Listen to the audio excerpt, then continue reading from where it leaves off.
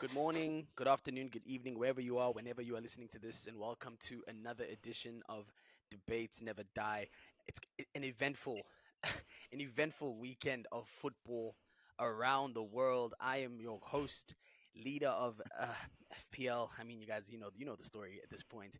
Leader of FPL, Sheiks, aka Jose Mourinho, and I am joined by three gentlemen, three esteemed gentlemen. First up, we have the man who is an FM god. We all know this. Khanya Mosetlhi, sir, how are you doing? Yeah, man, I'm great. I'm great. It's nice to have a team where you know who your coach is for at least the foreseeable future. I'm happy to have a level of stability at my club, man. Really, that's all. That's me. How are you, Sheiks? I'm good, dude. I'm good. I'm good. Next up, we have the man who has been stressed by both his clubs in the past 2 weeks. Bayern, Bayern and United have clearly aged my guy a few years. Thabani, how are you doing, sir? How have you been, man? Things have been better, but things have also been worse. I'd like to welcome everyone to the least scripted D&D episode ever. Today has been so chaotic. You're not even ready for this episode. But look, we take the good with the bad. We just take the good with the bad. And yeah, man, let's get into it. Nah, that's real, man. Break the fourth wall. We've changed topics maybe 4 times in the past 2 hours because there's just news on news on news. And finally, we have the happiest man on earth right now. They say that Huey Freeman was created with this guy in mind. Mvuyelwa, Mvuyelwa, your boys won 4-0 over the weekend. We're going to cover it. So I don't even have to ask how you're doing. The question is, how up are you right now? I am so up. I saw men tweeting my name saying, I can't wait for him to not be happy tomorrow. Hey man, I'm feasting. All of They my were, tell- haters are down bad. You should see how they were people are telling you. crashing out today. It's crazy. It's Remember, they were crazy. telling you guys were celebrating too much. Hey Clearly, not man, enough. certain men are not here again. No It's shows. Yeah, crazy. we can name them. Toby It's Rindai, you're crazy. cowards. It's You're crazy. cowards. It's crazy. Rindai there is having breakdowns. Now, we're definitely going to get into everything. Before we get into the more hot stuff, let's just cover the weekend games. Obviously, there was a big fixture, Arsenal versus Liverpool. We didn't cover Arsenal last week, so and people complained, so it's back by popular demand, and I understand we are the hottest club in world football right now.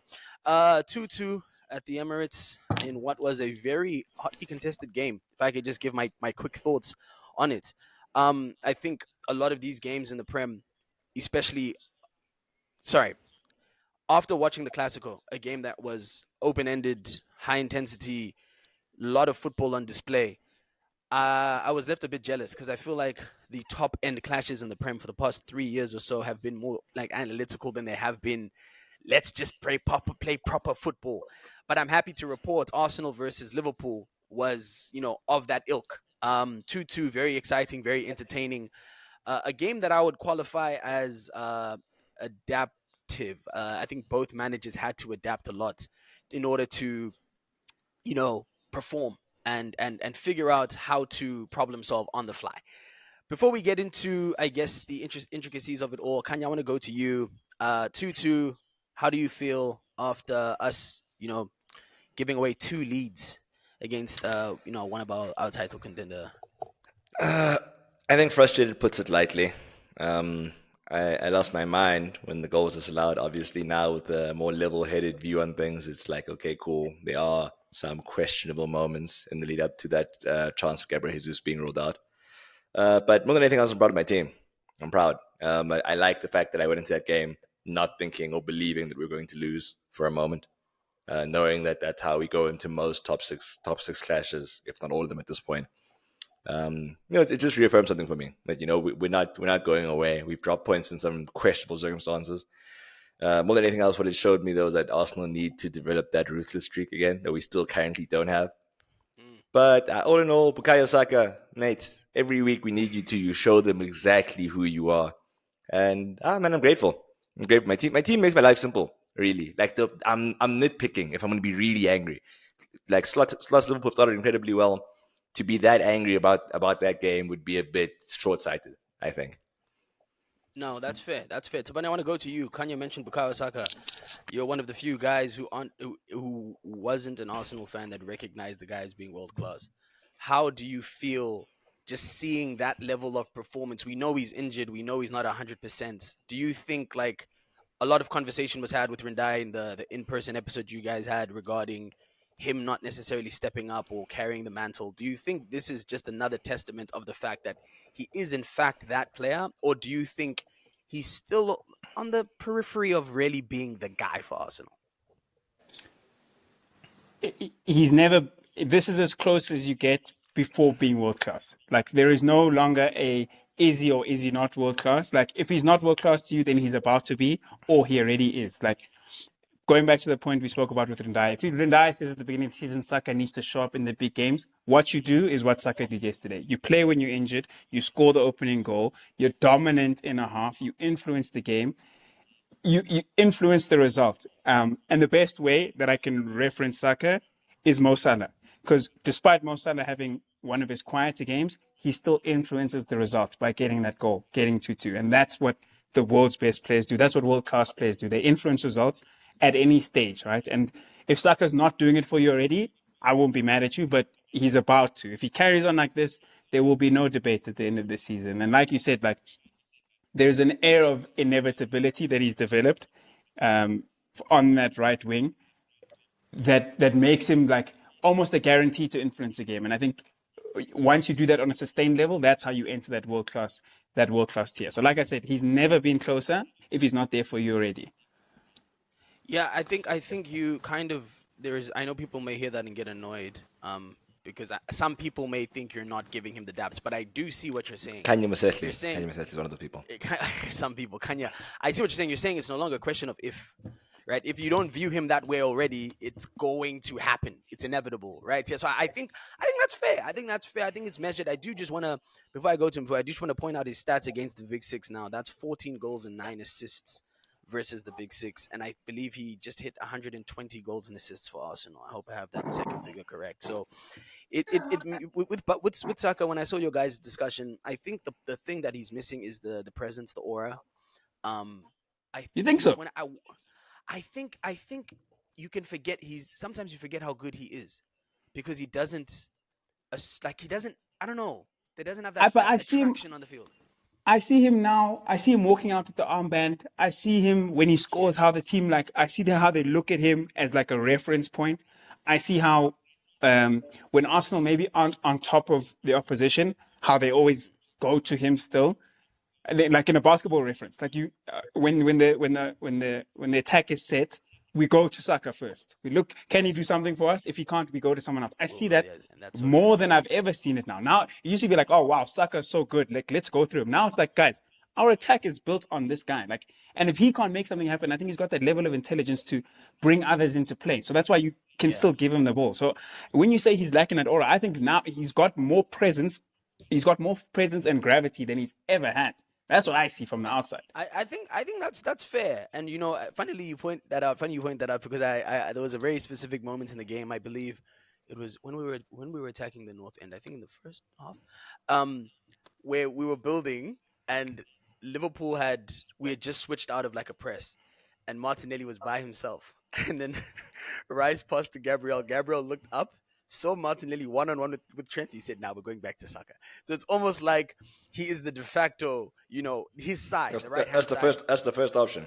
First option, irrespective. And now with Havertz floating there, I hear you. But for me, you know what it is? It's more so the intangibles. I think he's the humble guy. I really think the PR Messi got is what Saka is, just in the sense of just being a nice person. I think Messi, they mistook his quietness for being humble. He is a humble person, but he is. It's just because Messi couldn't speak English, bro. That's all that was happening. Messi had a mean streak to him. The tenacity, bro. Like he was a bit of a dickhead against like Madrid. If you see him kicking the ball into the fans and flipping off people. What? Saka's still a kid, eh? I guarantee 3-4 years time, Saka's an asshole. I guarantee you. Especially if they win a chip or something. That guy's going to turn into an animal, bro. Especially once he gets close to... You see what happened to Salah? Remember I used to tune Salah for being humble? Once you start getting that, like, I'm him, and then you got the CV to back it up, I think things change. Check Saka when he's 26, 27. Yeah, and just on that, before I go to Mvu again, thank you for waiting so patiently. Um, there is also I deeped it this. I mean, I've been noticing this probably since he broke into the first team. His physical strength for a kid is fucking ridiculous. When that guy hits his prime physically, 25, it's going to be scary. I think Bale level of like dominating your opposition, because there was like a moment where he had Robinson on his side. Robinson looked like he But needed to I, retire. I do think Robertson stand up, boys. Yeah, That's a separate yo, note. his age showed. His age It's showed. it's time. Celtic move. It's coming. It is Robo. Yeah, perfect. Now I want to go to Mvu. Mvu, you've obviously been. I'd say you're. I would say I've viewed you as being frustrated towards Arsenal, not because you think we're bad, but because you know what we could or should be doing. I often push back because I do think we need to be a bit fair, but I understand where you're coming from. I want to say that here so that when we do get into arguments, it's not misconstrued. I want to go to you and just point out something that was quite interesting for me to see.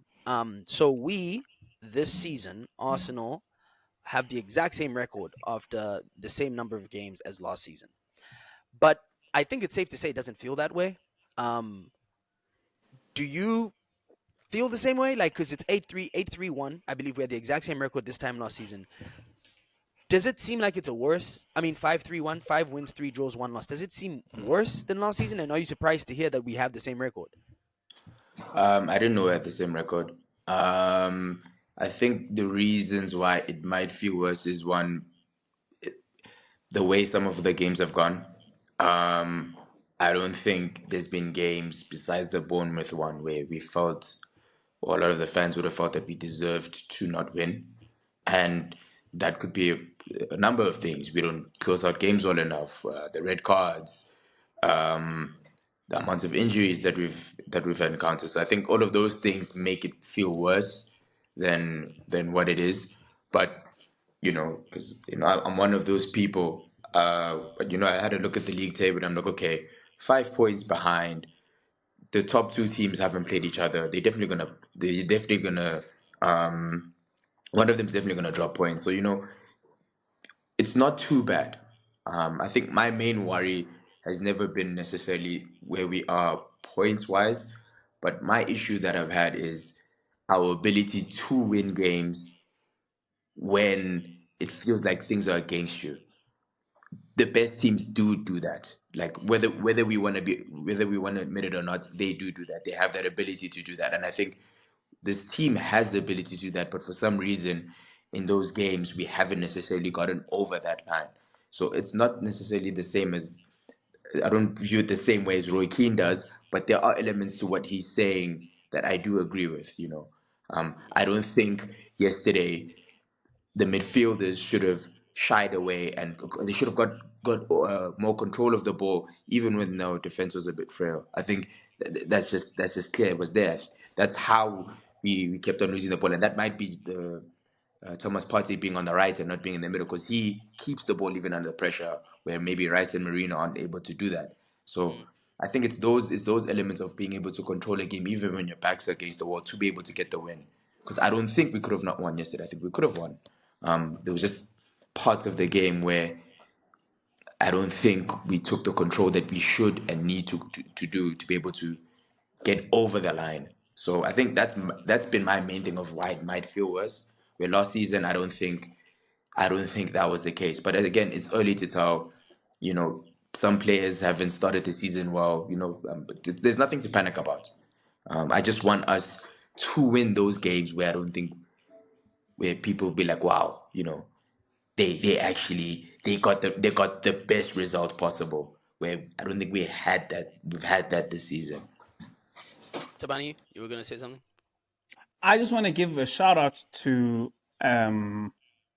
someone who I personally have not vocalized it, who I've had a little few doubts about the season, is Declan Rice, purely because like I think he's now playing to his strengths. I think he's no longer trying to be the everything midfielder that maybe he was either misprofiled or maybe felt like he needed to be. Like his impact on the game yesterday was exactly what I think he needs to be for Arsenal. Just be in the right places at the right time. Like, you've got other people around you who are good at certain things, so you don't need to be good at everything.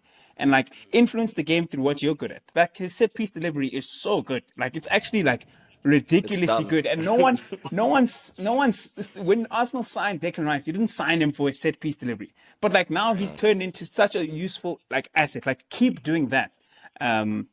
And the other player who I think deserves credit, not from an Arsenal point of view, is Ryan Gravenberch. And that's why I saw Ten Hag during the game. You remember when I saw Ten Hag randomly? It's because Gravenberch got the ball on the half term and switched it to Salah. And I just thought to myself, I was like, how can every team like always have a player who is on the periphery and improve? And I just had to wait forever and ever. And I know we'll get to Erik Ten Hag, but like, just shout out Gravenberch for like realizing, okay, cool. Maybe my profile at Ajax isn't what I need to be. Maybe I should learn from the fact that it didn't work at Bayern. And now all it took was Arne Slot saying like, look, dude, I think you can do this. And he's like, okay, let me try it. Like, shout out to him for being able to dominate the game at Old Trafford and like impose himself at the Emirates. Like, I don't think like those aren't things that we should just brush aside. To play a very good game at those two stadiums in your relative infancy in this position, like, he deserves his daps, and I'll give them to him. Yeah, no, that's a good shout. And I think also just to kind of elaborate on that change in function at Ajax and Bayern, he was kind of treated as kind of being a middle third, final third player. You know, like a Box to box combo 8. I Ball think. carrier. box 8, 10, Yeah. ball carrier, like a Dele Alli type player. And now he's holding the fort as like the sole pillar in that Liverpool team. He's building from the back. He is there to break up attacks, and it isn't impeding Simple on his play. ability to go forward as well. Like, he looks like a true, like, just Midfielder. well-rounded midfielder. Yeah, that's good shout there, and that's also good management by Arne Slot, because I think a lot Can of I just managers- make a point about the just Saka quickly? yeah. To add on to his praises, we had these conversations even on over the weekend, where I was just saying that I think there's a lot of disingenuous arguments used against him. Everyone is just better than him, but no one performs at this When it's level. time. And it's just ridiculous. Like, I touched back to a point that Leroy made, where he said Rashford is better than him, this guy's better than him, this guy's better than him. But like no, why? I get there's an anti thing with the team, the fans, the supporters that you don't like, and maybe he's not your type of player. But let's just not use this time to lie about the There's guy. also no way Bukayo Saka is not your type of player, because okay, unless you like wingers who are action oriented every single time they get the ball, in the sense that they're taking players on. That's the only criticism you have of him, because he is literally the perfect modern wide player. He brings the Figo type wide player from the past, and you add in the Robin modern day wing. Like, he has combined that to have this perfect blend. So, Mvu, to your point, it's just they're hating because they want to hate. And If he played for anyone else, there would be very little Saka criticism. I believe Very that different. 1000%. If he was anyone else's academy graduate, the praises would not stop. Because That's you how think, the game A, goes. you can. That's how the game No, goes. 100%. Like, 100%. But I'd like to think that at a certain point in time, we accept, okay, this player is just really good. Like, there was a point in time, I think. look how long it took for you to tap Rashford. Like, it'll happen. You say how long it took. From 2021, I was there. I'm now more of a Rashford campaigner than you are, hold on, which is I want to crazy. just put that Marcus Rashford had his debut in 2016. Yeah, it's 5 years. 5 years. Thank you. Saka made his debut in 2019. I It's know. been five. I'm It's just saying- been 5 years, so it's I'm time. saying If it you're not on the takes Saka time, train now, yes. yeah, It takes no. So I'm saying time. now's It the takes time. time. It in 2025, it can't be Saka versus guy who scored one goal outside the box. That's what I'm saying. It must be clear. Khanya, Saka's there. He is. I want to Yeah, come go to ahead. Ooh, is that a shot at? Mvu. No, there's guys. There's guys. There's just guys in life. You'll see what I'm talking about. But the next time it happens, I'll send you the tweet. Mvu pointed out the need for control. There was a very interesting omission on the part of Mikel when it was the 76th minute, I believe. We needed a change for Jerry and Timber. We had a controller on the on the bench there, former midfielder turned left back, that was completely ignored for Miles Morales, aka Miles Lewis Skelly, who is 18 years of age. How do you look at Zinchenko? Do you think that it's truly done? Because it looks like he's getting the Aaron Ramsdale treatment. I think. What do you? Before I give my views, how do you look at that decision by Arteta? So I sell Zinchenko every season. FM, that guy. It's one season and he's gone.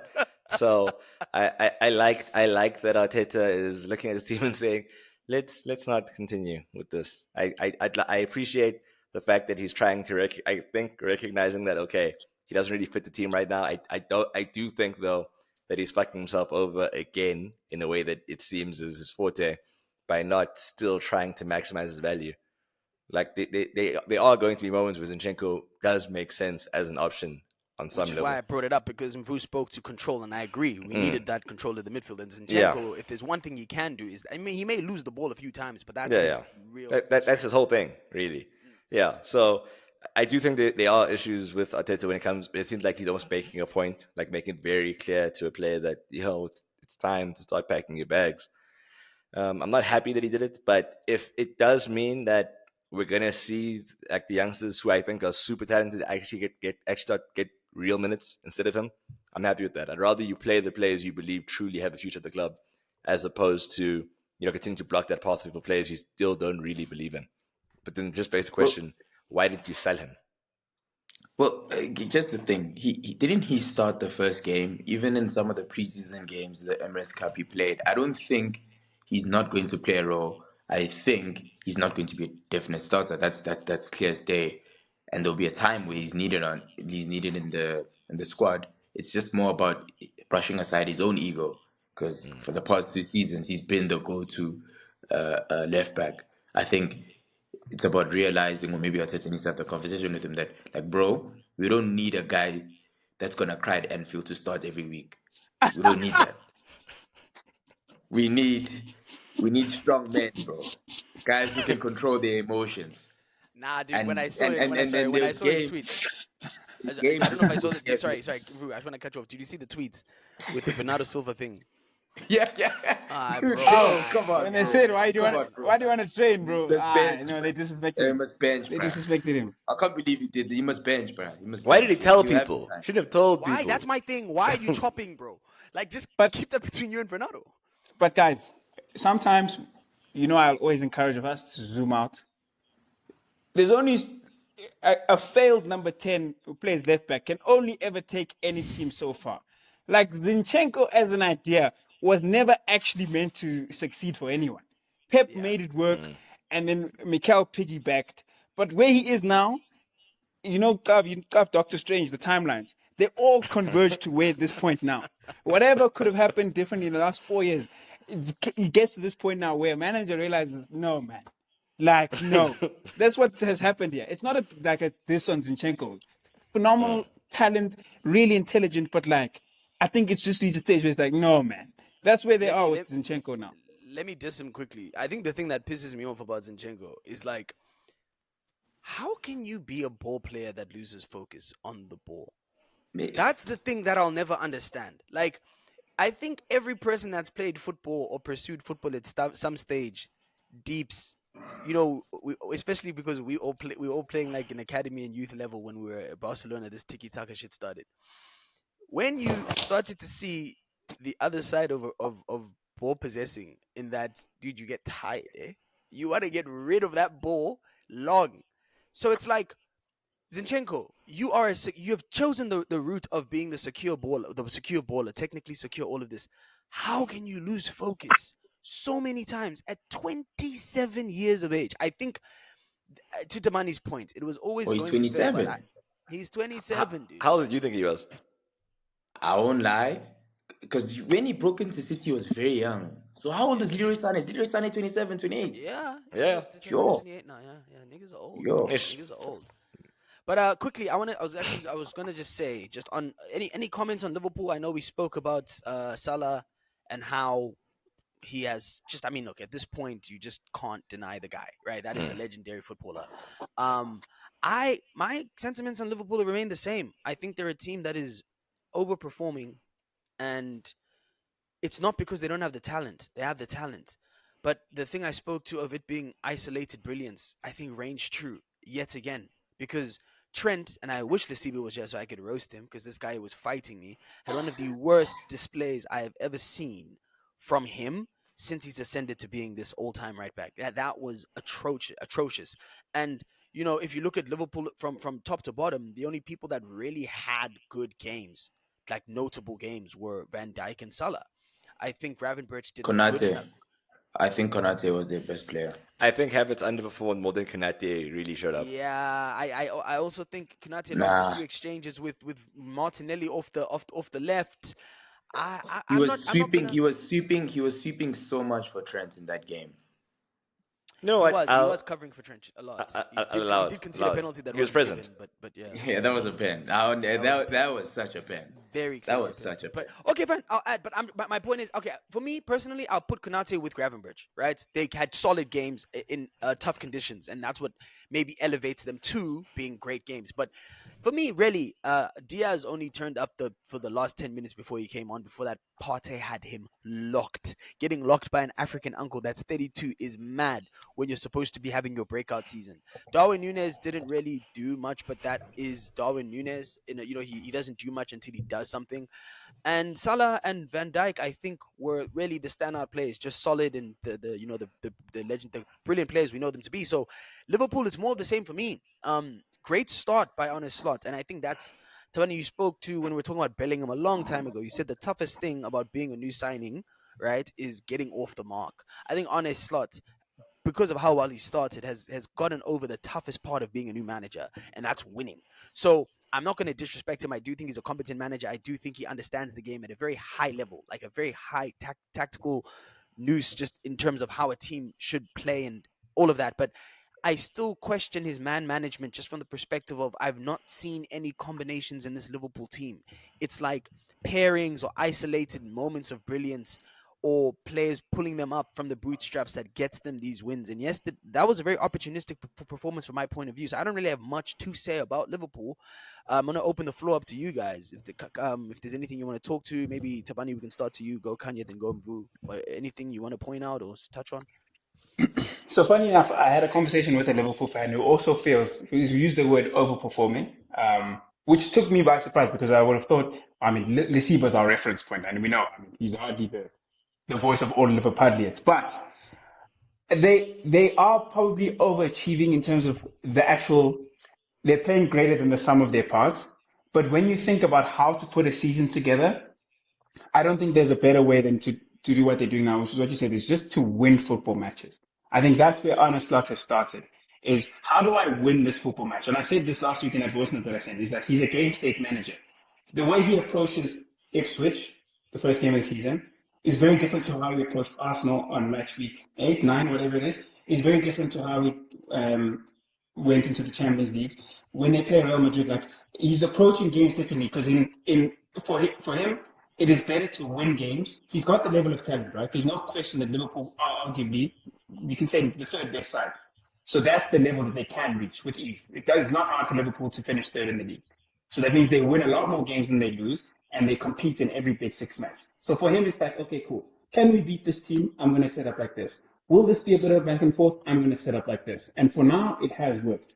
And as long as it keeps working, every time they drop points, I don't think the fans will be like disconsolate. I don't think he'll lose the players, and I don't think he'll lose belief in himself because every span of 6 games is a 12 to 15 point stretch for him, and that's how you put together a season. And we're going to talk about the guy who didn't do that, the other bald guy who fails to do what Armstrong is doing. It's just prioritize winning football matches. Like forget style, forget the way it happens. After 10 games, after 11 games, if you've won 10 of them, no one can chat to you. That no one cares how you got there because how many other people are there with you? And I think that's why I keep singing his praises. Like I've respected how he's gone about this. He hasn't. I'll steal an analogy from another podcast. Like he got into a house and all he had to do was move some furniture, and now the room actually looks pretty nice. So what more is there for him to do now? There's going to come a stage where the couch is a bit old and the TV needs replacing, and then we'll see what he's about. But for now, the room is fine. So just keep things like that. And I respect that he's done that. And I think also adding to, I guess, his brilliance or to sing his praises, he's done a great job again at uh, player development through these periods of not necessarily playing well, because you've seen a lot of re-emerging talents, right? Diaz has looked great. Jota has looked like he's lively for the first time in some time for Liverpool. Gravenberch, that midfield three, Curtis Jones, Gravenberch, McAllister have been really, really good. So I think even though he doesn't have the framework and it is kind of just, win at all costs, he's not ignoring the importance of having a cohesive managerial imprint on a team, whereas, a lot of other managers will use the winning as a crutch. So that is a good shout. Khanya, do you have anything you want to touch on about Liverpool? I think Tab summarized it really well. I think the best thing that Slot could have done going into Liverpool, as we've said many times before, was just to ensure Liverpool weren't as porous defensively as they were last season, and he's done that. I think that was the big weakness to have kind of alleviated that to the extent that I believe he already has in such a short period of time, with Trent still being what he ultimately is defensively in a game like yesterday. Like I honestly think if that was Klopp's Liverpool, Arsenal score 3 in that game. I'm not saying that holistically Slot's better than Klopp, but I think that the way he's managed to give Liverpool a level of structure in terms of how they move. Maybe not the best going forward in the same way that Liverpool once were, but I honestly can't fault him. Can't fault him. On a I Slot think start, that Liverpool is top. I think a key thing for Liverpool is keeping Konate and Van Dijk fit. I think that, like what you were saying, I don't know how many games they played together last season, because that might have been affecting how they were leaking goals. I remember seeing Kwanzaa a lot. But if they can keep those those two guys fit for the majority of the season, I think they'll be there or thereabouts. Yeah, he's done well. Shout out to him. Yeah, Let's that's move a on. very good. Let's That's a leave very these good. guys, bro. Yeah, we're done with this Let's leave this game. Liverpool. Hello, yeah, no, Konate, Van Dijk, very Been solid. waiting for Very, this. I do think it is. I do think it is still beneficial of a defensive unit as opposed to their brilliance as a pair. But okay, I guess on to what we've all been waiting for. Before we even get into questions, I just have a quick little soliloquy for our resident member, Toby Animashaun, real quick. Should I add the echo, Kanya? You think I should? No, leave Echo. No, Leave okay, no echo. Just real quick. And I'm gonna clip this. I'm gonna have every tweet just pop up. Every tweet that I've been bookmarking for 7 years is gonna pop up here. You lied about Martial. You lied about the treble. You lied about Sancho being the answer for all your troubles. You lied about Bruno. Hey, you lied about Ineos. You lied about Ten Hag. My brother, it's another loss. Just hold the L. Do you know how happy I am? And not even because United are in disarray. It's because I told, you know how many conversations I've had with Toby where I've said, my guy, it's all good and well to lie yourself into a position, right, of prominence. That happens. Kanya, Mvu, we saw this with Shaka. Shaka rewrote his whole Arsenal career off of 2 good seasons. And honestly, with the way Ten Hag was going, I was like, maybe he's going to do the same thing. Maybe he'll be shit for 4 years. They keep giving him chances, and then in year 5, 6, he cooks. But be honest. That's always been my thing, is just be honest. Toby, you know how many times this guy has gone back and forth, changed his position and all of this. Brother, you lied. You lied. Oh, goodness gracious. So, obviously, we all know at this point in time, Erik Ten Hag has been fired. I feel we are wrong if we go to anyone else other than Thabani. Thabani, do you thank or do you shit on Dalo? Because this is his fault. So, I think let's just all calm down, right? Here internally in this podcast and us, let's just all calm down, right? 5 What has down, pass happened around the back. Why? Is so okay. Am I shocked? No. It's taken too long to get to this point, but it's almost like a sigh of relief. Like, okay, finally, like we've ripped the bandit off. Like, finally, like this idea that we were going to change and improve, it's dead now. It's over. So like, I'm glad he's gone. Am I glad that yet again we find ourselves without a manager? No, of course not. But like I told Mvu and Khanya in the weekend, and like I told someone earlier today, I just can't shake this idea that this problem is not that hard to fix. But at the same time, if we don't fix it, then we know it's bigger than us anyways. This is the hyena this is the ghost of Fergie. Like, then the problem was too big anyways. So you can't even laugh at us if it's all of those things. But like I tweeted Why earlier, can't like we laugh? thank you for you'll get your turn. Thank you, Ten Hag, for the fleeting moments of joy you gave us. Those very important days at Wembley, because they really they made us feel better about the mediocrity and bullshit that you put us through. That's what it was. From the terrible performances, the lackluster goal difference, the ability to piss off almost everyone in the squad. The first manager to beef with Rafael Varane. Like, this guy did a lot, bro. He did a lot. Um, but genuinely, rather, it's like I said, just rip the band-aid off, like, let the wound get air. Like, it hurts, like, we're in pain now, we're bleeding. But at the same time, like all wounds, you can heal a wound. It might take long, it might hurt, but you can heal this wound. I can't shake the feeling that we'll heal this wound. The only thing that I'm nervous about, and I'm being very candid here, is that once again, a manager has come and left his imprint, and now his scraps are left for the next manager. But that is fixable. I will not sit here and let anyone tell me that it's just doom and gloom and the next manager has to do an overhaul. No. A football manager can get more out of every single individual in this squad and get them to a level of competence which can equal top six, it can equal a cup run, anything better than what we've seen in the last 8 match weeks. That I think no one will tell me that. I don't care if it's Mount, Shaw, Mlalazi, I don't care. The football level of this team can be raised quite substantially.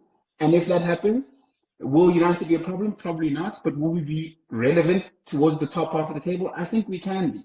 So it's just about the decision making. We're left once again at the mercy of the decision makers at the top of the club, which is not a great position to be in, because as we've learned quite a number of times, people can get it wrong, and when it goes wrong, its consequences a lot. They live with us forever. But I can't shake the feeling that this is not a dark day.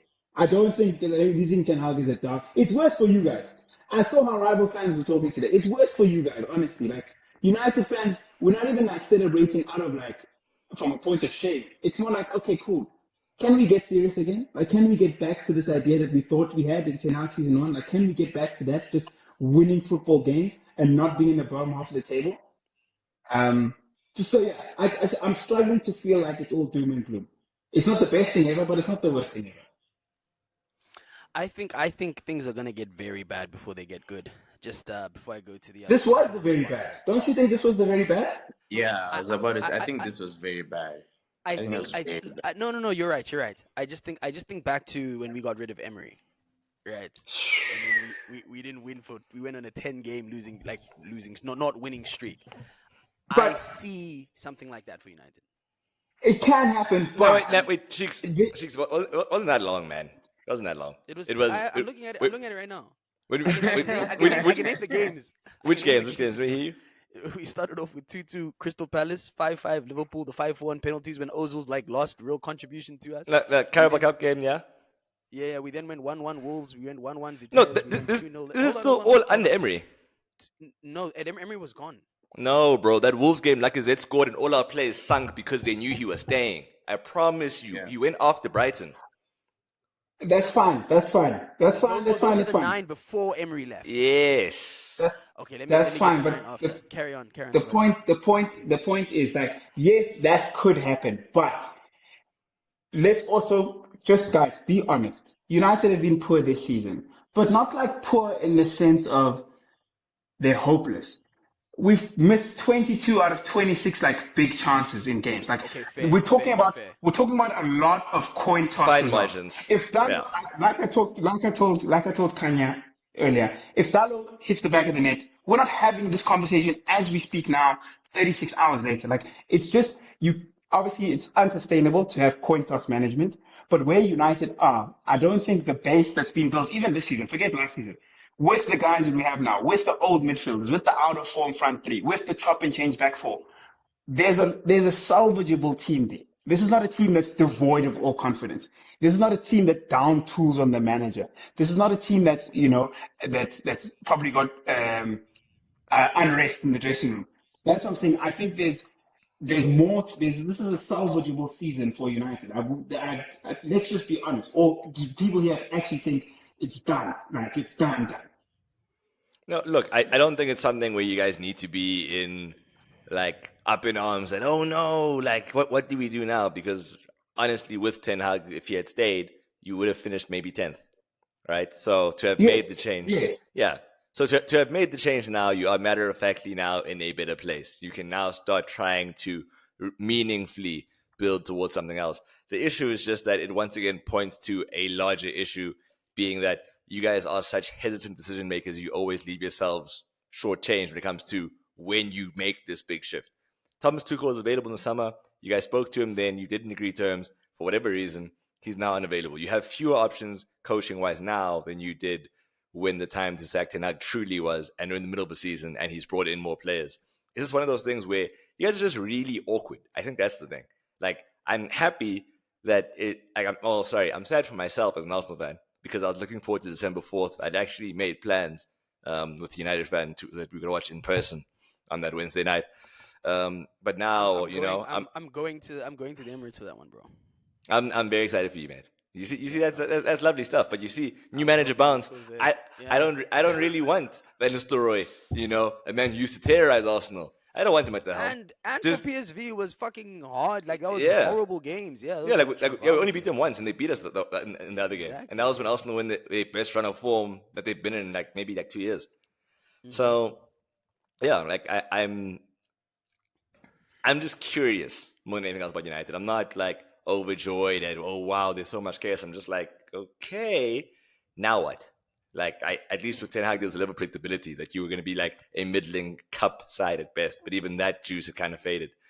Right now, I think as United fans, you should be really concerned that I don't think anyone knows where you're going. Long term. Before Can I quickly just before respond you to go, that? Mvu, Oh, yeah, go ahead, Thabani. I was gonna put something. Just do you remember when we played Aston Villa and the three of us were together? And I said it would have been better for us to lose at Villa than for us to draw. Do you understand why now? If you accelerate things, we're 3 weeks behind that decision. Like we should have made that decision 3 to 4 weeks ago, and that decision should have been made two. 3 months I'm about to before, say the same though. thing. Exactly. So I'm saying, Yeah, blame you can, Ineos, bruh. That I don't think that had anything to do with that Villa game. no, I'm saying I'm using that as a reference point for what I'm saying. Like sometimes the continuous oh, he didn't lose, so he can stay in the job. Oh, he didn't lose, so he can stay. Was worse for the team because it just meant he stayed and kept putting himself in these situations. And it's just one thing on Ten Hag because it needs to be said, right? Every single thing that happened from the day he walked in to today was on him. He didn't have a situation where he wasn't backed. He didn't have a situation where if he didn't get option A, they didn't give him option B. He didn't have a situation where he was forced to play one way and he was mandated to play a certain way. He had so many opportunities to handle different situations better. Ten Hag probably, if we're talking Van Gaal, Mourinho, Ani, he leaves there with the least amount of spite, I think. He was given a fair shot at this Man United thing and he failed dismally and repeatedly refused to try anything different. So he's like a cat with 9 lives, except he had 99 lives. And he just kept chipping away. And all he needed to do was just find stability, just abandon plan A, forget plan A, find another way to do this thing. And if it meant the fans weren't happy but the results were coming, he would have been better off than what he tried to do. So he failed himself. And I told Khanya, he'll probably go back to Ajax or wherever and succeed because it works in a different environment. But his failure to grasp this job and realize, hang on, I'm actually not bigger than this job. I'm actually the guy who's supposed to I can take the hit. I can play a back five. I can bench this player.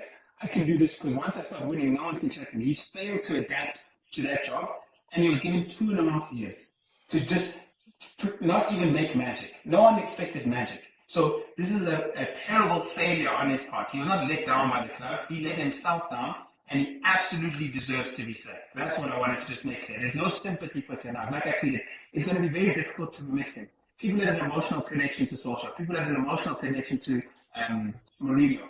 Van Gaal had us playing very rigid structured, but it looked like something serious. I don't know will remember from Ten Hag in 3 years. There will be no revisionism. I promise you, there'll be revisionism about the past 3 managers.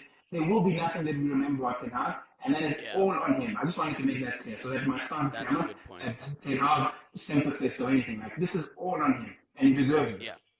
yeah, no, that's a good point, especially the one about revisionism. Like every era, irrespective of success or failures, will always have the marquee moments or the defining moments. I even think of like under Unai Emery, like that Laka Oba combo was nuts. Like it was crazy what those two were pulling off for us. You know, if I look at even, you know, as you pointed out with Ole, right? Ole's tricky reds, that was a thing. You know, Scary times. scary fucking thing, right? Jose Mourinho had a similar kind of energy about. So it's like with Ten Hag, it is kind of when you talk about healing wounds, I think that's probably the most impactful aspect of this firing is that he fell by his own sword. There's no excuses. There's no if maybe if you bought if you bought Mourinho the CDM, if you got Solskjaer, no, there's none of that. I mean, the most you could give him is injuries, which is a serious problem. You guys have that hyena is killing you, but other than that, like it's by his own sword. And again, you pointed out his inability to adapt. I think that's a good call out, but I'd also just expand on that and say it was his. I think it exposed how bad of an adapter he is because I don't care what scenario you're presented. Mazurawi at Cam is not the answer. It's not the answer. So I think Hey, he I didn't think have I a think bad game though. He didn't have a bad game. He was alright. they were saying Like, he was alright. He bought. He they were saying bought. He the bought. Marrakesh, the Casablanca baller. They're saying it's in every Moroccan there. But yeah, Khanya, to go to you. I don't know if you wanted to respond or if I could just floor a different question. What did you want to do? I just wanted to ask Thabani to state conclusively, because we've had this argument more than once now, whose reign was better, Erik Ten Hag or Ole Gunnar Solskjaer? That's what I was gonna Well, say must because I he was fetch asking to rank them. must I fetch my messages about objective success? We've No, had this no, discussion, just and just a name. the Just give guy, me a name. the Give guy, me a name. the guy, yeah, Ten Hag, who won 2 trophies, succeeded Mm. more than Oli. No, and there's a difference between successful and who was better for the club, who left the club in a better state.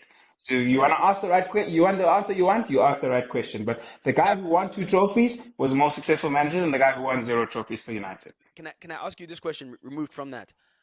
Who gave you the happier moments between Solskjaer and Ten Hag?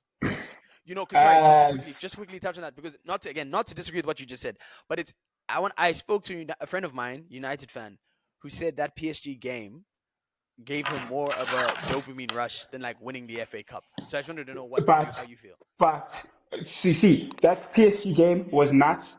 They were the highlights of reaching the Europa League final, but you're talking about nights of euphoria that meant nothing, right? That never translated into something to live with. The ability to finish that terrible season last year, beating Man City in a final, like that meant something. That was a very special day for the United fan base. That period between the 2022 World Cup and us winning the Carabao, that was that was good vibes. You know what I'm saying? That was like, I'm excited to watch United again. And whilst Oli may have had that incredible, we were tricky reds and we had that COVID ball, the sustained period of like just what we had between the World Cup and the thing, but it actually led to something. And I get it. We're a De Gea penalty save away from saying the same things about Oli. I get that. I'm not being ignorant or naive, but ultimately, look at my Twitter header. It's the guys holding the FA Cup that we've won now in June or May or whatever. It's not that night against PSG. You know what I'm saying? Yeah, no, That's what I'm saying. fair, So fair. the high points, like and this is not a shot at Arsenal, but when you guys were successful, winning an FA Cup, when a team finishes the lobby but has nothing to show for it, it means something. It genuinely means something because that's part of your club's history. When there's an FA Cup count in 50 years' time, the one that he won this year, that's there. When there's a League Cup count in whenever, the one that he won is there. Not the night in Paris, not 28 games away unbeaten, not reaching Europe. Those aren't there. That's what I'm saying. So he's made history. He did it in a very shit way, but the peaks are higher. Yeah, I was gonna say I think you're speaking to the dichotomy of like I think because you're a United fan, I completely get where you're coming from because winning is your culture, right? And Mm. I'm not even trying to take a shot at any other club, but the only club that understands what you experience as a United fan are Madrid fans and Bayern fans. No other club, even Barcelona, obviously Messi did a lot, but even they don't have the same degree of winning, winning, winning, winning.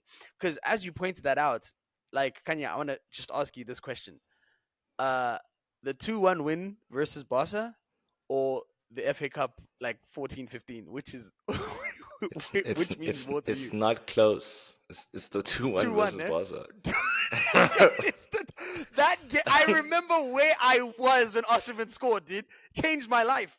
Yeah, because 14-15 FA Cup is like we already won it. We had it just a year ago, so it's like it's nice to have kind of thing. Mm, mm, The mm. the FA Cup where we beat Hull is ironically more than that, despite the team we were playing being much worse. It's about how you win the game, right? It's about the feeling inside, like in 90 minutes, kind of thing, or 120 in that case. Yeah, But yeah, yeah, no, Tab, I hear you. I understand why you are where you are. As a United fan, I yeah, me think too. I think it actually it's fair enough. I can't want you to view it differently. That's where you are. I'm learning. I'm learning. I'm not gonna keep fighting you on your beliefs, dog. You be your own Tab, dog. Be your best self. In a less condescending way, I do want to again say to Bunny, I do think you have the right way to think of this. I do think as Arsenal fans, because we went through a period of just pain, we've kind of I don't know. No, I think football is kind of like that. You know, like it's the one sport where the moments to some like if you Google now, like YouTube now, best commentary moments, right? Key's goal against United City is going to be there from 11-12. That game, I think Sunderland got relegated that season, but that goal when Key rounded Hearts, Key Martin Tyler, Mm. it's ingrained in. So it's like football has this weird thing where you need to maintain perspective. Tabani's right. He won a fucking FA Cup. And you know when you realize the importance of FA Cups, and I realized this with Wenger, when we won our 14th or 15th, and we became the most successful. That's a stat I didn't even realize. Mm. That's what I didn't even Exactly, deep. exactly. It's Mm. that thing Yeah. of like, okay, cool. I know, and I've known for the last 15 years of my life where we stand in terms of Premier Leagues when we were behind Liverpool when we passed it. I knew that Arsenal were ahead of us in FA Cups. I remember when we equaled you guys. I remember when you guys were dead. Like, that is my life as a United fan. Mm.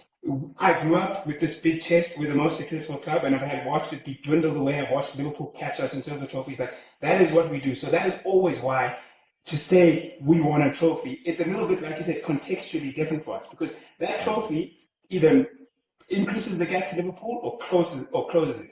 That trophy closes us and then takes us back to we're equal with the most FA Cups. There's no club with more trophies than us. Yep. That's what I'm Yep. saying. So that's why those things will always have a little bit more meaning than Meaning. Mm. those famous nights or the context around the Mm. moment because context doesn't stay with 50 years. The title does. No, Yeah. it's true, and that's what I'm Yeah. saying. Well put. I Well believe put. objectively you are right. I don't. It's just like I don't know what it is. I don't know if it's It's the fully for some emotion, bro. reason me. I don't know, It's the emotion. bro. Can I tell you It's because something we're though? Can I here tell you now. something? Can I can I tell you something though? This I think we can all agree on. That night in Paris got United more fans than that FA Cup win. I think that's what it is about Yeah. those wins. You know what I mean? It's like you're especially if you're a kid, you're turning on and you're seeing Mbappe, Neymar didn't play, Di Maria, all those guys, and then Rashford, Lukaku does his Timberland's goal, Rashford pen, bang, and then just seeing Buffon has blood in his hands. That guy should have retired after that game. The fact that he played for another 2 years afterwards is a piss take. yeah, sorry, Uh, but we went a bit off topic, but yeah, Tabani, again, I agree because these stats don't matter until they matter, and then when niggas retire, I like, oh, Wenger's the most successful FA Cup. That's crazy. I didn't appreciate it at the time. Mvu, you've been quiet, so I want to quickly go to you. Ruud van Nistelrooy, obviously interim. He's proved himself to be a competent manager. Where do you see United going from here? I personally, I and I'm not saying this to be like a dickhead, but I think from now until February, you remember that clip of Chunks? I'm not Chunks. Troops with that little dude, what's his Zay or whatever, when he said we're fucking 15th, we're 5 points off relegation. I think we're gonna get the Man United version of that in the next 3 months, and I say that because if I can just give you their fixture list from November 3rd. So it's Chelsea at Old Trafford, it's Leicester at Old Trafford, it's Ipswich away. Then December gets hot. It's Everton, Arsenal, Nottingham, who have the second best defense in the Prem right now, City, Bournemouth, Wolves, Newcastle, Liverpool. So that's who they have until New Year. And Vu, how do you look, before we go to Thabani, how do you look at this United team? Do you think Ruud will do well? Talk to me. Talk to us, rather. Firstly, I just want to say I'm going to miss Ten Hag before I get to that. This guy told everyone that he lost the game and it doesn't count. Like, I don't think I've ever heard a manager say that. He said, yeah, no, that one, that doesn't count. That one, no. Against Spurs, no way. Yeah. So firstly, I'm just going to miss this guy. How do I think? Okay, so I need to be honest in saying, I mean, I don't watch too much of the Eredivisie. I know Ruud did well there, but I don't know what his style of play is like. I don't know stylistically if he'll be able to get the best out of these players. But for me, I don't think it matters where United are. I think as long as they stay, well, they won't. There's no reality where they'll get relegated. Let me just put that clear. Like that's not gonna happen. I think they will still end within the top 10. They might have tricky, like you've just pointed out the fixture list, but I don't really think it matters where they end right now. I think the fans well, at least I would like to think, but United fans have this thing where they tune Arsenal fans to be delusional, but I think we're one and the same. And they believe that they're better than they are sometimes. So I think as long as they understand the position that they are in, which I believe some of them have come to grips with that, I think they'll be okay. I don't think there's going to be any pressure on Ruud.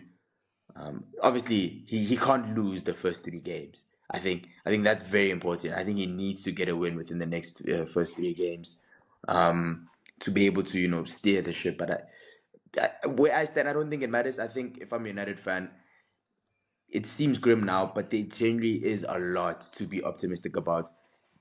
The new ownership, the ownership structure, the thingy. Tab, don't do. I've said this before. No, I said it to why you is on Twitter. Why is Khanya nodding? Why is Khanya nodding? I don't want him to nod. I'm listening. I didn't say yes, definitely. Dog, I can't. Dog, I said I don't know where you guys are going. I said you guys are uncertain. And I'm showing Vu that I'm listening. I'm attentive. I'm taking note of what he's saying. Football, bro. What's wrong, Tab? He's touchy, bro. No, I'll finish. Finish. You will finish. I'll deal with Khanya. I'll deal with him. I think their ownership for the most part has had the right approach in changing people that make management decisions and all of that. Like that was always the right thing that needed to be done. I was gonna ask you how you feel about Ten Hag not going in the summer, because I personally don't think that was the right decision. But beyond this, besides this blunder in keeping him for so long, I think they've done the right things. So I think there's a lot to be optimistic about. You just have to ride this wave. Okay, no, that's fair. Again, just to be clear, I wasn't saying they're going to be a relegation team. I just think they're going to go have a period where, it's just funny how close you are to the relegation zone, and that's not an indictment on them. I just think, as in like the players and who Man United are, I just from personal experience have seen when you're down, teams have decades of trauma that they're ready to take out on you, and they those away games, any mid game. I'm saying it now, between now and like January 15th, any game United play that is away at lunchtime, you are getting smacked. I'm telling you right now. I don't know what it is when you're down and out, but an away fixture during midday is going to be long. So I was just saying I think United are going to go through a period of tough results. Thabani, quickly you. Can I quickly just take just 1 second? Ruud, call Ali now. The two of you. What Malcom just said. Get them next to each other. Unbeaten for 6 months. The two of them, the mix of we are United and a bit of tactical nous, try and stop us. It won't happen, but try and stop us. Rude, if you know what's good for you, Rude, if you know what's good for you, call the number. Call Ollie. Trust me. Mvu? I really I, hope Oli I comes was just back gonna, though. I was It'd just be gonna nice. say, I was just gonna say, as much as I haven't seen much of Rude, I don't think he'll be as dumb as Ten Hag. Ten Hag is dumb, bro. It's not possible, That bro. guy's dumb, bro. That No, guy's but can I dumb, tell you, bro. that's going to be the problem. Like when you come and try bring common sense to chaos, things get shit before they get better. Because although I got the first run of games although I got the first run of games wrong with Arsenal, we remember 2021 when we Yeah. beat United 1-0 and then And then we didn't win for 10 for games. 3 months Yeah. we didn't win shit. That's what happens. I do think Root is, and I said this to Thabani, I think Root is actually the manager that could be the guy to take you, because I think they want the young guy to grow the team. I do think he has the tactical, know-how to do it. I really rate him as a coach because of how he fucked up Arsenal those 2 games. But things get shit before because you're taking absolute nonsense and trying to refine that. It's gonna get really bad, in my opinion, for that reason. The Kanye, scary, this, sorry, Kanye. I was going to say the scary thing isn't how is Rude going to set up. That's not the scary thing. The scary thing is how does Rashford respond? Can Hoyland get some goals? How does Casemiro fare physically? Like those are the scary things because those are out of his control. He can say, guys, we're going to play like this today. Guys, this is what we want to achieve. But we've watched United enough to know that some of these players go above what the manager instructs them. There's no way everything we've seen under Ten Hag has just been Ten Hag's instructions. There's no way it's just, the responsibility, it's not like we're neglecting what the players have done, but like, it can't, like Malcolm says, it can get scary if our centre backs still can't stay fit. If Shaw and Mlalazi are still on vacation. If Rashford, Garnacho, Hoyland, yeah, I was about to say Sancho. If those guys still can't just combine and get goals, then yeah, it can get scary. So there definitely needs to be a response. I'm not expecting new manager bounce because I don't think with that new manager bounce is like when you're really shit and then you like start to perform. I don't think we're going to see that. Yeah. But one guy just has to click. I hope it's Hoyland. If Hoyland can go get a bit streaky, like that'll be good for United. United will win games if that can happen. If Rashford can find something, then it'll be fine. But like Malcolm says, if the scary thing is if everyone's performance level stays as is now, I think we just continue drawing games.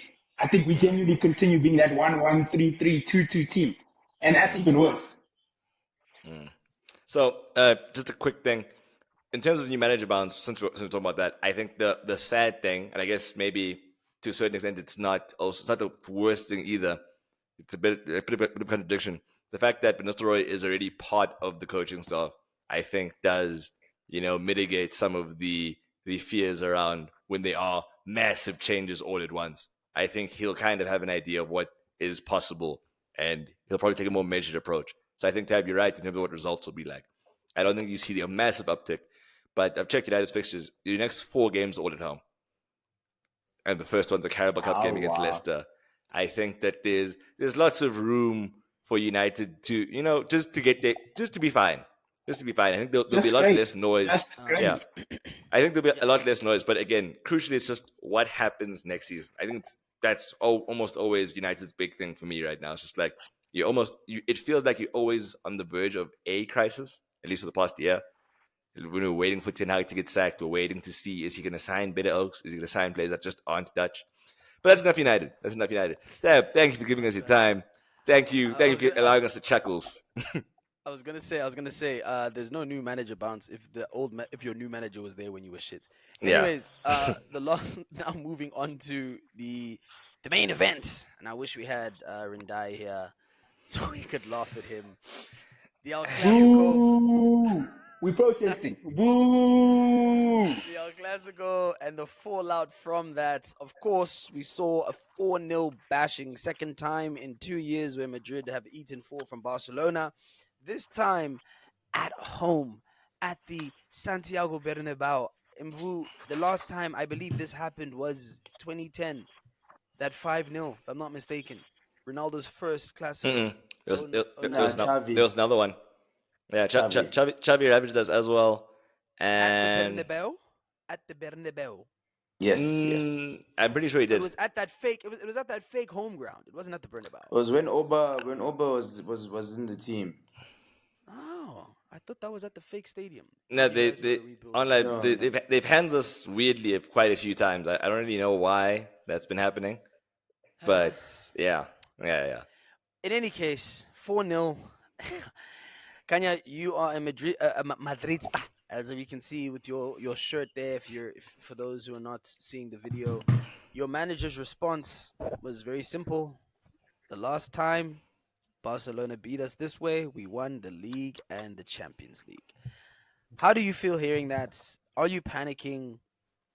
Let's start with the Carlo, losers before we go to the Carlo winners. Ten Hag. Carlo, yeah, that was Fuck very off. Ten Hag-esque. That was very Ten Hag-esque. How do Fuck you off. actually? Let's just start with that response. Is that what you want to hear? I don't know because as a Madrid star, I feel like you guys have different rules. So I think as a Madrid coach, you kind of can't panic. Like at any point in time, you're not allowed to look like you're completely out of control. The moment that's the case, the moment you are super frantic, there will be more questions around you because obviously energy transmits. If that becomes the case, if you start losing games, you're throwing away leads, it's just like you don't really have it under control the way you do. I think a lot of what happened against Madrid, against Barca, is going to be looked at as certain players underperforming. I think he got it wrong not playing Modric, and Mvuyelwa did pick that out before the game played as well. That if you're going to play against this highline, you need someone with a real eye for a pass. I think Madrid kind of ignoring the need for a level of control and just thinking, we're just going to score goals. It caught up with us. Caught up with us. That's not the first time we've performed badly this season. It's the first time the team has been good enough to punish us. That's all that happened. The fact that Mbappe suddenly doesn't know what it means to be offside and can't time his runs and is doing whatever he's doing, that's its own thing. I don't want to spend too much time talking about that. Otherwise, we'll speak forever. But honestly speaking, it's one of those where just pay attention to the fact that we haven't been able to control games for a while, and we do need to address this midfield in a meaningful sense as opposed to being so top heavy. I think that's the lesson that has to be learned here. That you can't go into big games thinking you can just blow everyone away the way you've been trying to. You need to apply a bit more. This game kind of made me think on the history of Real Madrid, and I don't know the last time you were a team that controlled games. I really don't know, and maybe you can tell me. I get what you're saying. There needs to be a level of refining of just what the fuck is going on. But in a weird way, this new Madrid post Zidane, you've not been a team that controls games. You've always been top heavy. You didn't play with a left back for 7 years. Marcelo was an attacking wing back, basically a winger with Ronaldo inverting. Varane was just holding down the fort there, right? Like you guys don't you do overwhelm teams, and I think now it's in a weird place, and I've been saying this where in the past you'd overwhelm teams, but they'd be balanced, right? So things would make sense. So you can't afford to be ultra attacking because players understood roles and the roles players were in were where they thrived. Now it seems you've stacked the deck and you've stacked the deck in a multitude of positions, i.e., players are all playing the same position, and the only reason they are better than the alternative is by public opinion. We've spoken about. I've said this. Like I look at Rodrigo, and I don't think Rodrigo truly believes Vinny and Mbappe are better than him. Right? I don't think he personally looks at those guys and says, "Oh, icons." I don't think Kamavinga looks at Valverde, and Chouameni and says, "Oh, they are better than me." So you guys have stacked in multiple positions, and now you have people playing positions that they don't necessarily play very well in, and you haven't replaced key players. Like, why is Modric the only person that can pick a pass? Like that high line is the easiest thing to beat, in my opinion, if you're a team that has offensive power, right? It's very, very easy to play against. It's why Pep had to quickly change how he attacked teams because Salah, Mane, and Firmino showed him flames. And it just seems like Madrid have put themselves in a weird, weird position. So I hear you, Khanya, and I do get what you mean when you say there needs to be a solution to this, right? You need to look to control games more. I just don't know how you do that without a freak of nature like Toni Kroos, because he was doing the job of like two midfielders when it came to ball possession for a long time for you guys. Yeah? You have to change the front three. Like, Who's going? like for So the all, front three being so Jude, Mbappe, and Vinny. that's Carlo has to be the guy to fix it, right? You can't get this man management hype and not know how to massage the egos of these players and just be frank with them that there are going to be games where they can't all play. Like there are going to be games where they can play, sure, but you need to rejig it. You need to be more creative in terms of how you plan to present that team. The fact that we went into the game the way we did and then lost the way we did is just like, and maybe I am overreacting because matter of factly, if Mbappe did know what offside meant, Madrid take the lead early on, and the game goes entirely Could be differently. 2-0, 2-0, It, 2-1, and, 3-1 and, in the and it's first half. Yeah. an entirely different story. And what I'm saying right now feels like an overreaction. But my thing is, I don't like the fact that we go into big games looking the way we do, kind of hoping it's all just going to click. Because I still don't like. I'm still kind of annoyed at this insistence on using Mbappe the way we've used them. On the fact that our front three doesn't have a nine. There's not a nine in the team. And yeah, maybe I'm thinking about something very, very small because obviously last season it was fine and Hoslu was enough, but I just feel there are basics that Madrid could be turning towards that would make us a better team holistically. But Tab, I see you disagree. Let me hear you, sir. Unfortunately, this is where that intangible, like the ego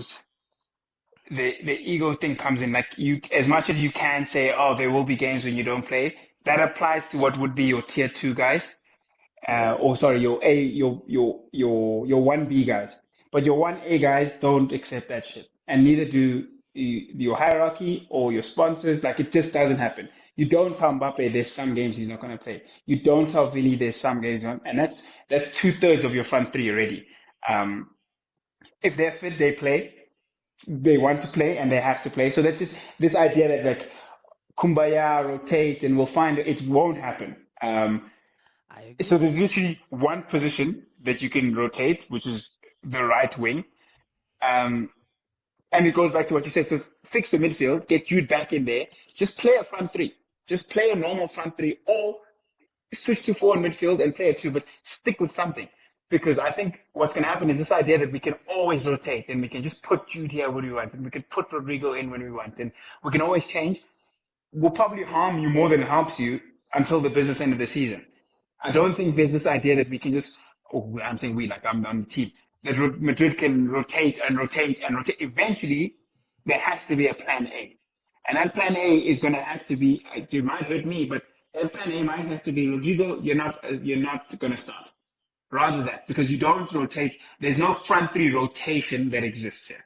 There's two 1A guys that have to play, and ideally there's a solution where you have a Rodrigo there, but something has to, you have to throw something at the wall and it has to stick and stick with that. Get a first team. Get a first team again. These are the first 11 guys and you are going to be a bit bar player. That's the only way it works because rotate, rotate, rotate, rotate. You're going to see more results like that. And maybe it might not be losing 4-0, but it might be dropping points away from home. It might be results in the Champions League and things will start to get bad. I want to also just be very clear to the listeners. We're not saying that their objective dysfunction is going to result in them not being successful. We know Real Madrid, the laws of football do not apply to Real Madrid. You guys can very much go on, although I think it'll be tough with Chabas, and I'm coming to Mvu on these guys. You could very well win the league or the Champions League. But that's not the point. The point we're speaking to is there is a lack of sustainability in how things are currently being run. Right? This team was built by a 15-year-old playing foot. It's like that's what they had in their mind. Ultimate team. You cannot have Jude Bellingham, Mbappe, Vinicius, Rodrigo, right? None of which can play on the right hand side as your front three. That just doesn't make sense. And no one likes to play down the middle. So like there is a level of poor squad building that needs to be corrected with the signing of Mbappe and the sale of Yosselu. He was very key to Madrid making sense.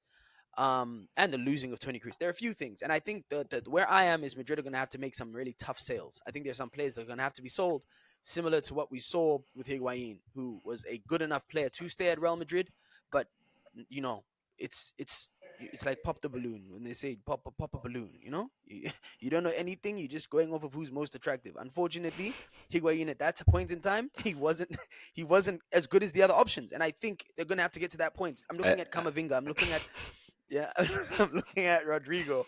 I don't think those guys have a future. Brahim Diaz, not because they're not Madrid quality, but because we need structure. We need things to make sense. Anything else on Madrid before I go to Mvu on Come Barca? to Because I'm United. very Bring quiet. them to United. Bring them to United. It's fine. Don't send I, them death I threats. Mvu, You I want have a another comment left wing? about Madrid. I wouldn't mind it. I have a comment about Madrid. I read somewhere, I probably read it on Twitter, but Yo, someone made a point, and Mvu it's just sources, man. you'll say send the This tweet. guy, I can't find it. this guy's I no, can't screaming no. find the shit. tweet. He doesn't need anything. I haven't even gotten to say what I need to say. No, hide it. No, let's hear you. Let's hear you.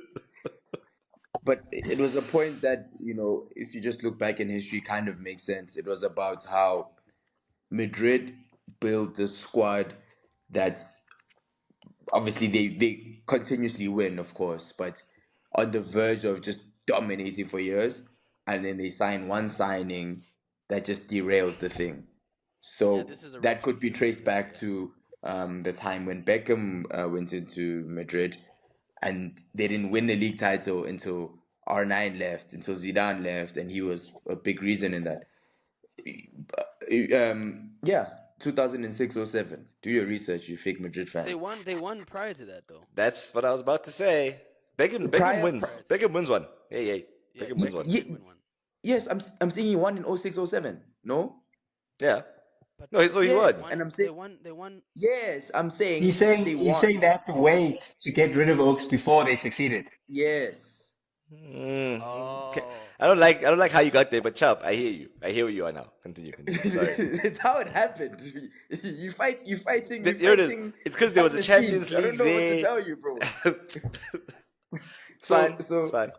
then Madrid won the Champions League. The next season they signed James. It's not that they did badly, but they only won the league again when he was not a mainstay in the team. Now, it might be the case with Mbappe. It's too early to tell, but like the stylistic issues that you guys have pointed out just points towards that. And I said on the group, history will repeat itself. Before we get to Barca, I said history has a way of repeating itself, and I'm just waiting. You and your I'm just parables, bro. waiting. Mvu the historian. Who would have thought? But I'm no, just but waiting. I don't like the way I'd be So- too disingenuous to not fight him. I don't like the way he's qualified this because So- it's like those areas you're speaking to, Madrid weren't the best team, right? The Barca teams were objectively better than in 04 when Dino was cooking. They had a better team. In 2015, when Barca at had the a better time, team. I think at the time when obviously I was also young, so I'm not gonna pretend like I was watching the games then. But I think at the time where Beckham was signed, Barca were up and coming. Like they were becoming, like, I think that it was not too long. I don't know if him and Ronaldinho were signed in the exact same season. They were. So we were not where we were 3 years down the line after their signing. I think the James one is a good point, but Madrid were knocking on the door. They won the league 2 seasons before. They won. They just come off of winning a Champions League. Barca didn't win the league that season. Atletico Madrid won the league. So I think my point though is it's different Yep. now because the other instances I think there were other factors, right? I know Madrid were successful, but we lived through, especially with the James example, we lived through that. We know from 2009 to 2017, Barcelona were a better team than Real Madrid. I don't care who won what league, who won one Champions League. In terms of actual ability, Barcelona was better. Yep. I don't believe Barcelona are better than Real Madrid now. yeah. I don't believe that, right? And that's why it's slightly different because in Thabani, you think Barca better than Madrid? I was gonna take another shot at Khanya, but it's not worth it. It's really not worth it. Carry on. No, come. I want the smoke. Let me hear you. My chest is here. Hit me. No, I thought, like Sheikh can remain level-headed after 6 games and maybe not just overqualify, a point and say, okay, let's wait a bit to see if this team is actually better than this team. But you were able to just, tell us after 6 games who's better than who. But that's for some conversation. That's I don't want to pre-production bring it here. Wait. So I'm gonna say it once again. The point you're referring to, I said it last year. You think it's only this season, but that's not my point. It What wasn't I wanted to say. right last year. Brother, my point is you saying that I think it's about these 6 games is not the truth because I don't think it's about these 6 games. I think I I think just don't talent think you have level enough. is at a certain level. I think you No, need shut. more evidence. No, Be like and Sheets. Be like no, Sheets. wait. Wait. Just So wait. wait, Let's no, go, wait, Toby. Let's go, and Toby. I'd Let's like to wait. give Let's the wait. listeners some context. I'd like to give the listeners some context. Tab, you're a late adopter. You're unwilling to put your chest Oh. on the line. You want Oh. evidence, and that's Me? perfectly rational. Does You everyone want. believe that? Wait, let me Everyone who finish. believes that, put Let your me hand up. finish. Everyone who believes Tab, that, let me put your hand finish. up, please. Tab, let me finish, Everyone who brother. agrees Come with on. Kenya, put your hand up. Tab, I let Okay, you wait. cook. Let's Tab, get I let hold you on. Let's cook, get some dog. structure. I Let's let get you some cook. structure. Okay. Okay, Kanya, yeah, fair. Finish your point. Generally, Tab, you are a late adopter. When I've spoken about certain players, you said, it's so soon. Why are you talking about this player in this light? And because you feel I don't have enough evidence. I might feel I have enough based on other things, but you would say no, not enough for you. And that's fine. Don't make me wait with you, brother. The horse is bolted. Don't put me back with you. Said I'm a first mover. I'm a pioneer, dog. To Mvu's point, Madrid Hold on, have no, we got. We generally. let him wait. Let Wait, him wait. respond. You have to let Just so I'm you done, can't cook because him. no, when he goes, I won't respond. I'll let him go. I'll let him land. To Mvu's point, I think you're right. The Madrid have often made vanity signings. I just don't think that they're all exactly the same. I think the Mbappe one is Yes. the standout one, The right? Because worst. Yes. obviously, Yes. That's my everyone. point. Because obviously, the big thing that happened at Madrid this season was Cruz has retired.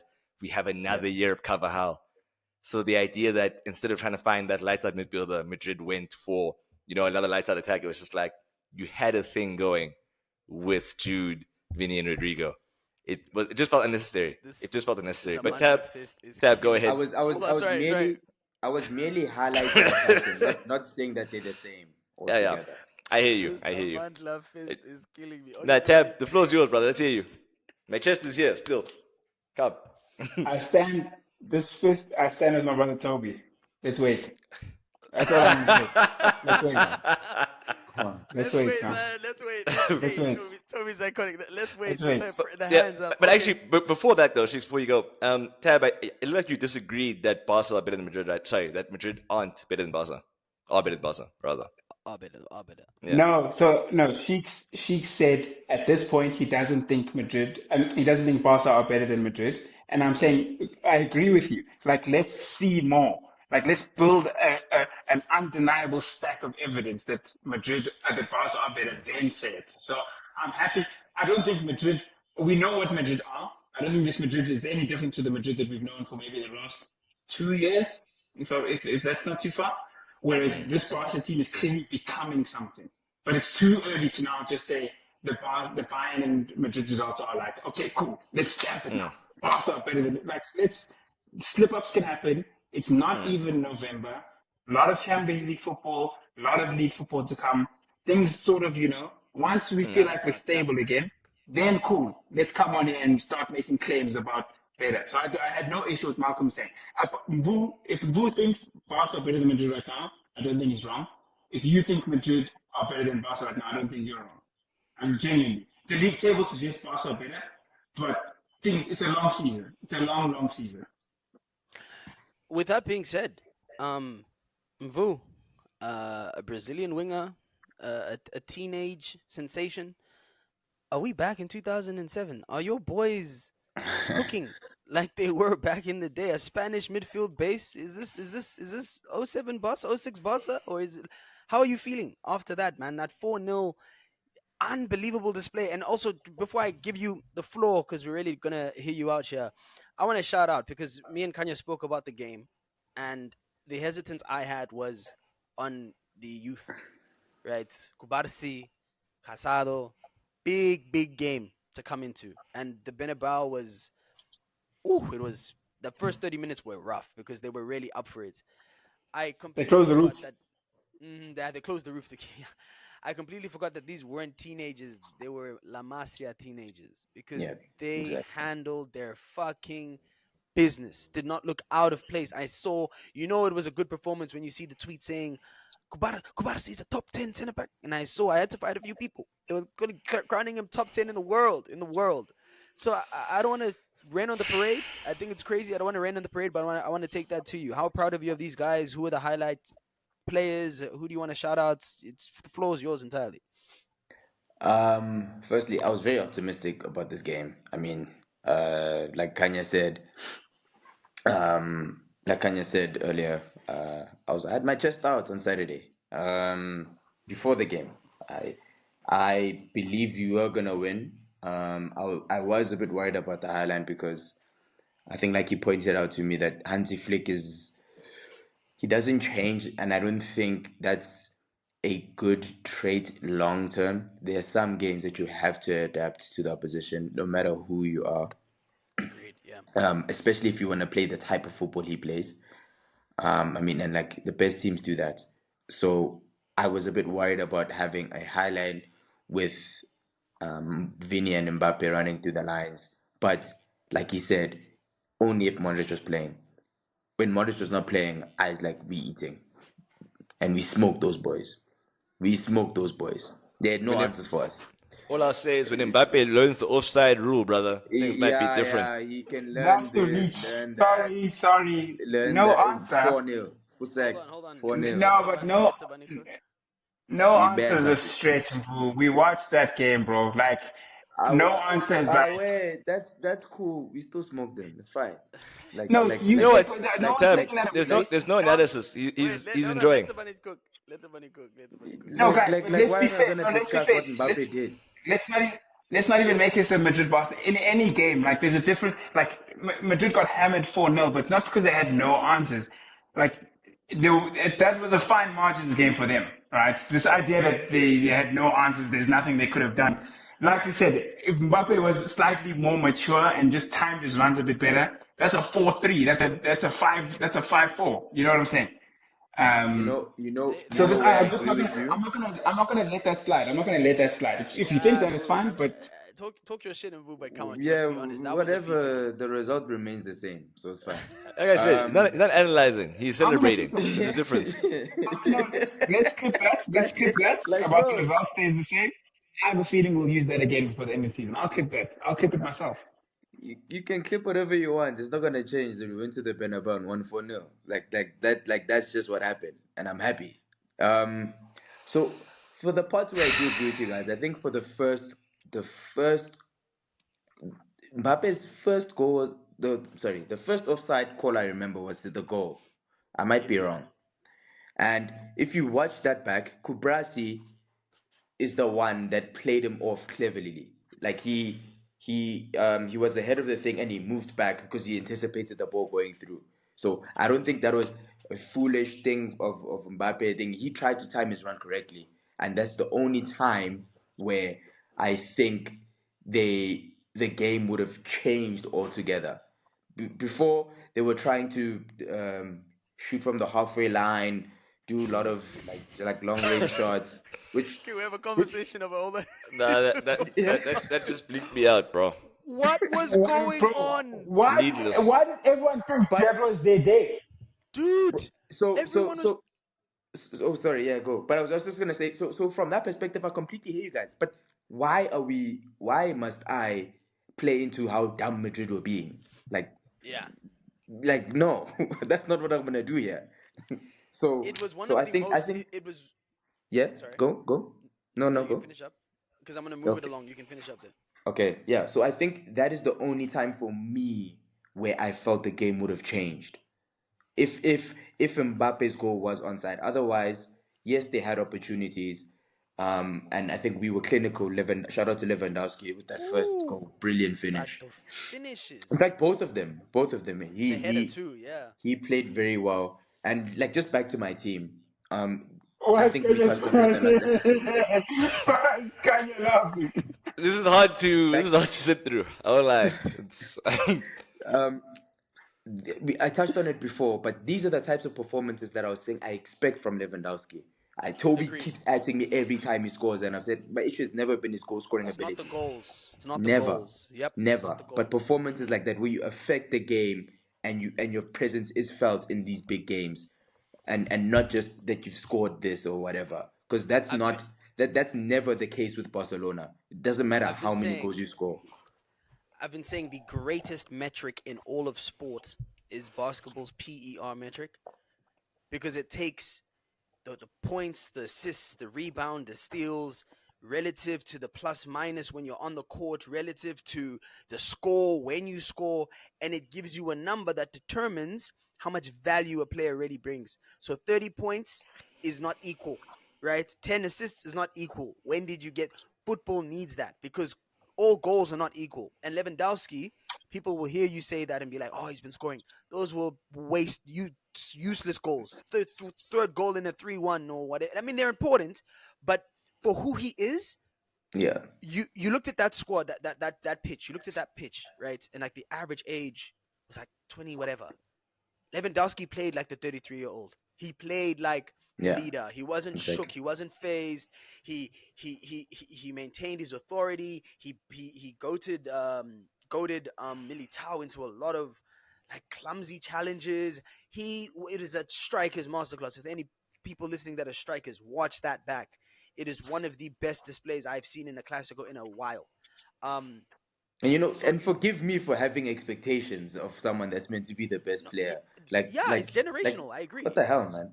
You're But right. that's your You're right. fault for arguing with Toby, by the way. That's you got sucked into Yeah, that. And you know what? Yeah. That's a rule we should all just take note of.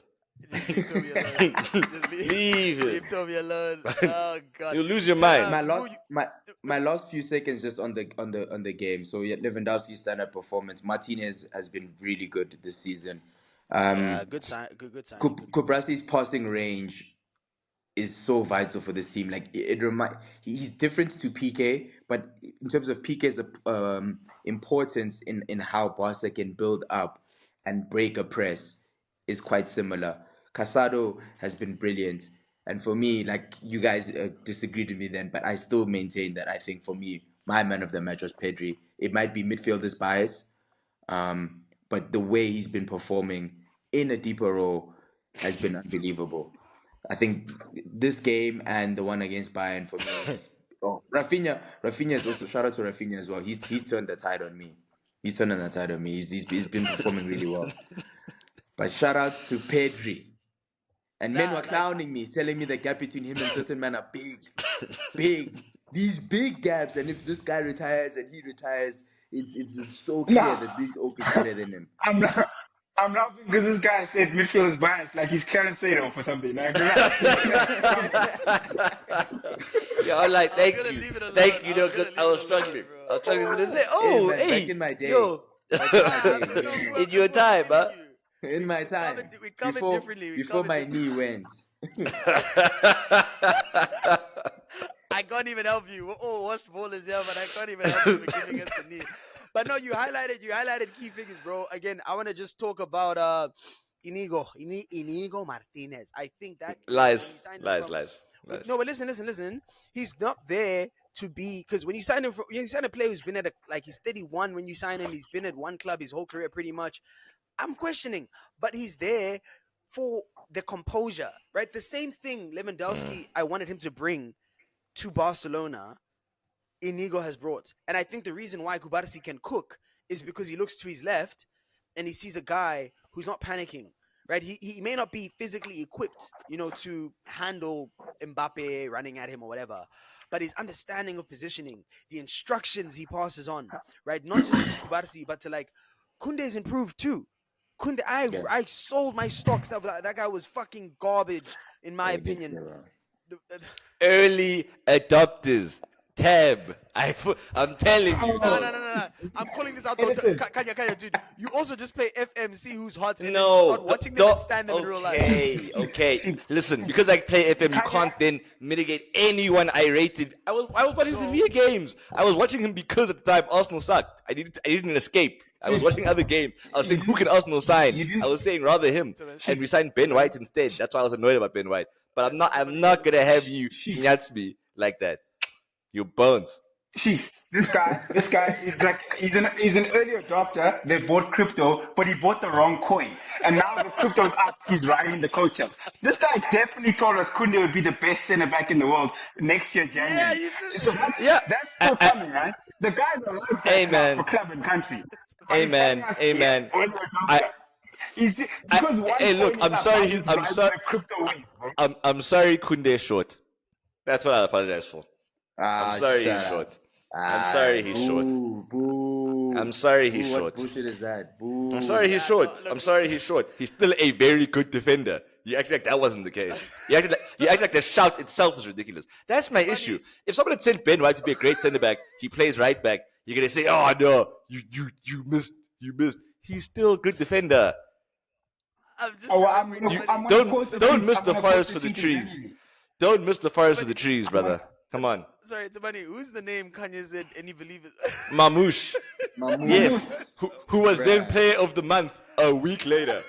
But Now, 3 years from now, 3 years from now, Mamouche is gonna have like a great 3 months, and this also guy's gonna tell us about failure. wait. Let's I'm end not this thing. wait. Let's end this thing, man. Wait. Let's stop right now. I asked about Mamouche because I was curious, not because I am a Mamouche guy. I was asking. Then you said, "No, I'm weird for us." Dog. It's like you don't want me to bring information. You don't be informed. Oh, You want? no, Oh, I must only talk about the top 10 players in the world. Let's talk about Ballon d'Or. Yo, isn't Vinny so great, bro? Yes. We'll talk about Vinny You there. already do. Only. That's it. You talk Just about talk about Vinny. Coca-Cola. You tell us about Yeah. Coca-Cola. We know you. Dog, I promise. From now on, want- we'll talk about players only. Only top 5 in their position. That's all you and I can You know talk what about. niggas act Nothing when else. they do this? Nothing else. All dog. I'm, Chicks, all I'm let's- saying, I'm Let's just talk about saying- Haaland. Yo, Oaks. Haaland's goal this weekend. Okay, Shout out Haaland, bro. Kanya. All I'm saying is, Oaks, go on our group and just search believers and just tap out. Just see- No, check. You'll find it's Toby there more than me.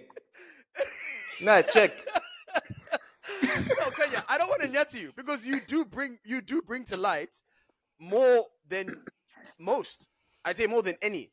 But it just seems like sometimes it strikes me as remember that era where everyone was like a music influencer on Twitter and they just post the most like abstract PDF rapper because they want to say who's this. Sometimes it feels like you're the guy putting us onto the new SoundCloud rapper, and you don't even know if you like him yet. You actually haven't carved the guy enough to know if you like him. But because he's new, you want to be the first. Sometimes, not always. Sometimes. Dog, I don't want to be first if I'm asking you if you've seen him. I'm asking so I can get more information. Okay. Fair, Who fair, else can I ask? fair. I'm in a football group chat. I send footballers. They say, "Why'd you send this guy?" Where must I go? Tell me where to go. Okay. I'll find how the group Okay. goes. I'm sorry. I'll Okay, find boys, the other one. Let's close. My fault. Let's close. Clearly. We didn't even give a comprehensive review. But in any case, Madrid, you 8-4, and now your star boy is missing out on an El Clasico. We'll talk about that next episode with Rendai here, who is currently doing breathing exercises. He's been really crashing the whole time. In any case, gentlemen, final shouts. Anything you want to touch on? We'll go Thabani, Khanya, and Mvu, and I'll round up. If the rumors are true, it's a disgrace. Ballon d'Or is a disgrace. We only recognize. I don't even know what the word to recognize. We don't recognize the Ballon d'Or anymore. Me and my niggas, we hate the Ballon d'Or. Khanya. There's a video right now of Speed arriving at the Ballon d'Or. And the caption video is just arrived. It absolutely dusted me. Go take a look. I want to look. I want to look. No, Vu. Any closing sentiments, person? Vu? Nah, just watch Pedri this season. That's all. I feel That's like there was fair. too much disrespect put on his name. I think we must just watch him. No Yeah, no, that GA, is- no stats, none of this nonsense. Just watch the guy. No, fair. Good shout. Phenomenal player. Generational. And me, as always, I have the same closing sentiments. Anyone, let me put them echo. Can anyone please overtake me on FPL? Someone. It's lonely at the top. Yeah, let's get out of here, man. That was the last thing I had to say. Thank you for another episode of D&D. A bit long, but there was a lot to talk about. Thank you very much. fuck Rodri. Thank you. No, undeserved Ballon d'Or. We have to